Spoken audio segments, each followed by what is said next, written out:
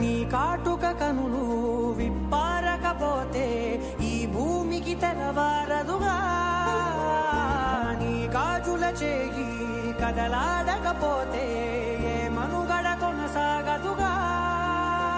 ప్రతి వరుసలోను ప్రేమగా అందుకున్న బంధమా, అంతులేని నీశమా, అంచనాల కందున ఆలయాలు కోరని ఆదిశక్తి రూపమా, నీవు లేని జగతిలో దీపమే వెలుగునా.